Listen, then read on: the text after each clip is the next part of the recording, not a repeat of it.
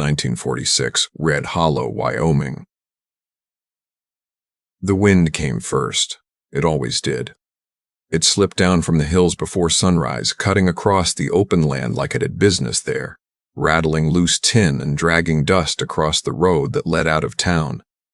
It was the kind of wind that made people shut their doors tighter and mind their own lives. Martha Bell did not have that luxury anymore. She walked with her head down, one hand gripping a battered canvas bag, the other holding her youngest close against her hip. The child was asleep, face pressed into her coat, breath shallow but steady. Two older boys followed close behind her, quiet in a way children should not have to be. They had learned that silence was safer. The town had already decided what it thought of her. She had tried the feed store first. The man behind the counter listened for half a minute before shaking his head. No work, no credit. War had taken enough already. The boarding house turned her away without opening the door all the way. The church secretary smiled with her mouth and not her eyes and said they were full. Everyone was full of excuses, full of fear. Martha did not blame them. That was the worst part. She understood by the time she reached the edge of town, her legs were burning and the strap of the bag had cut a deep red line into her shoulder. She stopped near a dry culvert where weeds grew thick and stubborn, set the bag down and let the boys sit. She did not sit herself. If she sat, she might not get back up. She had not eaten since the night before. The children had shared the last of the bread that morning. She told them she was not hungry. Mothers learned that lie early. She thought of the house she had left in Nebraska, thought of the silence after her husband vanished. No letter, no money. Just rumors that reached her months later through other mouths. Gambling. A fight. Someone hurt bad. Maybe dead. Maybe not. It did not matter anymore. What mattered was that his name was still attached to hers on paper, and paper carried weight in places like this. A truck engine growled somewhere behind her. She did not turn. Trucks passed all the time. Ranchers. Freight men. None of them stopped for women with children and no place to go. This one slowed. Gravel popped under tires. An engine idled close enough that she could feel it through the soles of her boots. Then footsteps. Heavy. Measured. "You folks all right?" The voice was calm. Not sharp, not curious in a way that made her skin crawl. She lifted her head slowly. The man was tall, broad through the shoulders, coat worn thin at the elbows. His face looked like it had spent a lifetime outdoors, shaped by weather more than age. His eyes were steady. Not kind exactly. Not cruel either. Just honest. "We saw you walking out of town," he said. "Not many people do that unless they have to." Martha swallowed. Her throat felt like it had been packed with dust. "We're fine," she said, even though it was not true. He looked at the boys, then at the child asleep in her arms. He nodded once, as if confirming something for himself. "I've got a place north of here," he said. "Miles yet, but it's warm. If you need a night." She hesitated only a second. Long enough to remember all the nights she had slept half awake, afraid someone would take her children if she closed her eyes. "All right," she said. The ride was quiet. The heater rattled. The boys pressed their foreheads to the glass and watched the land stretch out wide and empty. Martha held the baby and tried not to think too far ahead. The ranch sat alone against a sweep of low hills. A main house, a barn, and a smaller building set back near a line of trees. Lights were on. That alone felt like mercy. The man parked and cut the engine. "Name's Samuel Crow," he said. "Folks call me Sam. Martha Bell." He showed her the small house. 2 rooms. Clean enough. A stove that worked. He left without asking questions. That night, after the children slept, Martha sat on the edge of the bed and stared at her hands. They shook. Quietly, she pressed them together until they stopped. She did not cry. The next morning, Sam found her outside before the sun cleared the hills. "What can you do?" he asked. She looked him straight in the eye. "Work." He nodded.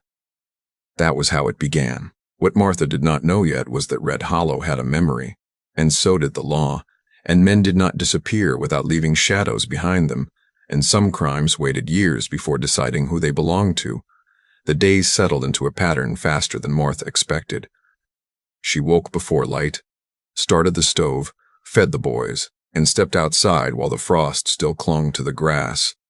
The ranch breathed differently at dawn. Animals shifted in their pens. Wind moved slow through the cottonwoods like it was thinking things over. Sam showed her the basics without talking much.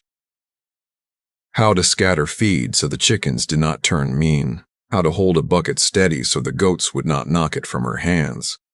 He did not hover. He did not correct her more than necessary. He watched, then trusted. The boys stayed close, wary at first, then curious. Sam spoke to them like people, not problems. He let them carry small things, showed them how to close a gate properly, how to keep fingers clear of hinges. When the youngest boy tripped and scraped his knee, Sam crouched, cleaned it with water from his canteen, and said nothing more than "You're all right." The boy believed him. Martha noticed everything. She noticed the scar that cut across Sam's forearm like an old rope burn, the way he counted under his breath when fixing something broken, the way he went still whenever a truck slowed on the road. She did not ask. Survival had taught her that questions could be dangerous. By the end of the first week, she was bone-tired but steadier than she had been in months. Food helped. Warmth helped. Purpose helped most of all. One afternoon, while she scrubbed clothes behind the small house, a sheriff's car rolled past the road slow enough to raise dust. It did not stop. But it did not hurry either. Sam was mending a fence when he noticed her watching. "Everything all right?" he asked. She nodded. But the knot in her stomach tightened. She had learned to recognize the feeling that came when the past started looking for you. That night, after the children slept, Sam brought over a pot of stew and left it on the step. No words, just the quiet kindness of it. She ate slowly, letting the heat reach places inside her that had gone cold a long time ago. 3 days later, a letter arrived. It came folded stiff, edges sharp, delivered by a man who would not meet her eyes. Her name was written heavy across the front, like it was being accused of something. Martha read it once, then again. Her husband was alive. More than alive. Angry. He claimed she had taken the children without cause. Claimed she was hiding. Claimed he had a right to them. Claimed things that were not true but dangerous all the same. Her hands went numb. Sam found her sitting on the steps, letter crushed in her fist. "You want me to read it?" he asked. She handed it over. He read slowly. His face stayed calm, but something hardened behind his eyes. When he finished, he folded the paper carefully. "You didn't leave for nothing," he said. "No," she whispered. "Then we don't treat this like nothing." The sheriff came the following week. Not the same one. Older. Careful with his words. Asked questions that circled without landing. Asked about her husband. Asked how long she planned to stay. Sam answered most of them. Steady. Direct. The sheriff nodded like a man weighing something invisible. Before he left, he said something that made Martha's chest tighten. "You ever hear of a man named Daniel Bell turning up near Red Hollow 5 years back?" Sam glanced at her. She shook her head. The sheriff nodded slowly. "All right then." After he drove away, the silence sat heavy. "Who was that?" Martha asked. Sam took his time before answering. "Man went missing near here. Poker game. Fight. Blood found. No body. Case went cold." Her breath caught. "My husband used to play cards," she said. Sam did not answer. He did not need to. That night, Martha lay awake, listening to the wind batter the walls. The past had not just found her.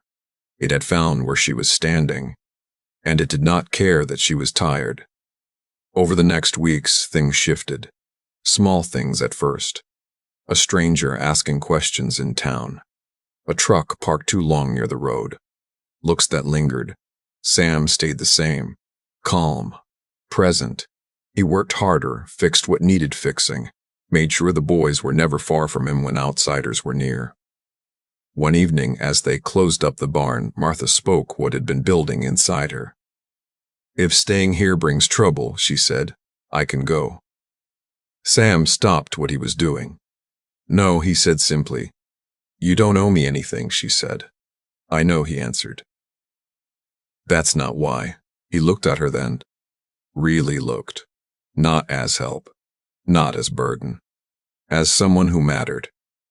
"Whatever happened before you got here," he said, "doesn't decide what happens now." She believed him. More than she expected to. Winter crept closer. The boys laughed more. The baby grew stronger. Martha found herself humming while she worked, catching herself mid-song like it was something forbidden. Then the second letter came. This one was from a lawyer. It named Red Hollow, named Sam's ranch, named the children, and it carried a warning. The law was coming, whether they were ready or not. Martha folded the paper with shaking hands. Sam read it once and set it down. "Then we get ready," he said. What neither of them said out loud was the truth hanging between them. Someone had died years ago, and the man the law had never found was the same man now trying to take her children, and the land she had begun to call home sat right in the middle of it. The past had teeth, and it was closing in. Right on. More is coming. The cold came early that year, sharp and impatient. Frost clung to the ground even after the sun rose, and the wind carried a bite that settled into bone. Martha worked through it without complaint. She had learned that endurance was quieter than fear. Sam began keeping records again. Old ledgers came out of a trunk in the house, pages yellowed and soft. He wrote dates, truck plates he did not recognize, names he heard in town. He did not explain what he was doing. Martha did not ask. She understood preparation when she saw it. One afternoon, while hauling feed, she found a patch of ground near the north fence disturbed. Soil darker than it should have been. Rocks moved, not freshly dug, but not settled either. Her stomach turned. She marked the spot with a stone and said nothing. That night she dreamed of Nebraska, of shouting, of blood on wood floors that would not scrub clean. She woke before dawn, heart racing, and sat until the sky lightened. By morning, she had made a decision. She told Sam about the fence. He listened. Then he nodded once. "I wondered when you'd see it," he said. Her breath caught. "You knew?" "I suspected," he said. "Didn't want to be wrong." They went there together. Sam knelt, pressed his hand into the soil. He did not dig. Not yet. "Years ago," he said, "a man came through here. Injured, scared. Said he'd been in a fight. Asked for water. I gave it to him. He left before morning." Martha swallowed. "Did he say his name?" Sam shook his head. "But I recognized it later. From the sheriff's questions. From the old notices." She closed her eyes. He was already dying, wasn't he? Sam did not answer. Silence was answer enough. They covered the ground back the way it had been. Not to hide it, to wait. The law moved slow. But it always moved. When the warrant came, it came with 2 cars and a man who already believed he knew the truth. They searched the land. They dug where Sam told them to dig. They found bones. Weathered. Old, Martha stood with her arms wrapped tight around herself while the boys were kept inside. She did not cry. She had done that part of her life already. The sheriff spoke low. "This won't be fast." "I know," Sam said. Martha's husband arrived 3 days later. He looked worse than she remembered. thinner, meaner around the eyes. He smiled like he had finally won something. They talked in the yard. Sam stood beside her, close enough that she could feel the heat of him through her coat. "You thought you could just disappear," her husband said. "Build yourself a little story." "I didn't disappear," Martha said. "I survived." He laughed. "You stole my kids." "You left," she said. "You left us hungry." The man's smile slipped. For a moment, something ugly flashed through his face. The sheriff watched closely. Then the truth unraveled the way it always did. Slow, reluctant, but complete. The fight years ago. The cards. The knife. The man who bled out in panic. The body dragged away in the dark. The silence bought with lies. Martha did not speak while he confessed. She did not need to. When he was taken away, the yard felt larger, quieter. The custody hearing followed. It was brief. The law does not favor ghosts. The children stayed. Winter settled fully after that. Snow heavy and clean. The ranch held. Sam fixed what broke. Martha made what they needed. The boys learned to stand taller. One evening, as the fire burned low, Sam spoke without looking at her. "You're safe here," he said, "all of you." She nodded. "And if you want to stay," he added, "it wouldn't be charity." She reached for his hand. "I know." Outside, the wind moved over the land without anger for once. Something new had begun, and it was earned. The first real warmth of summer settled over the ranch like a promise kept. Grass grew thick along the creek bed. The orchard put out blossoms that did not freeze this time. Sam stood one morning with his hands on his hips, surveying the land like a man finally willing to believe it would hold. Martha watched him from the porch, a cup of coffee warming her palms. She had learned the rhythm of this place the way she once learned fear, slowly, carefully, until it lived inside her without effort. She did not flinch anymore when trucks passed. She did not wake at every sound. The past had loosened its grip. The court papers arrived on a Tuesday. No ceremony, just an envelope and a few official words that carried more weight than all the rumors that had followed her across states. Full guardianship. Permanent. No appeals. The law had finished speaking. Martha read the papers once, then again. Her hands trembled. But this time it was not from fear.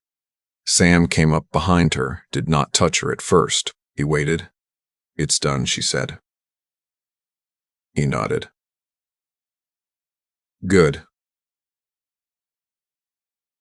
That night they sat on the porch long after dark. Fireflies blinked over the field, like scattered stars. The boys slept hard inside, exhausted from a day of chasing calves in each other. The baby breathed slow and even. Martha spoke without turning her head. "I never thought peace would feel so quiet." Sam smiled faintly. "Most folks expect it to make noise." She looked at him then, really looked. At the lines time had etched into his face. At the patience in his posture. At the steadiness that had never demanded anything from her except honesty. "I don't want to run anymore," she said. "You don't have to," he answered. She reached for his hand. This time he did not hesitate. They did not make promises that night. They did not need to. The life around them already told the story. By fall, the ranch felt full in a way it never had before. Not crowded, complete. The boys went to school in town and came home muddy and loud. Martha baked bread that filled the house with warmth.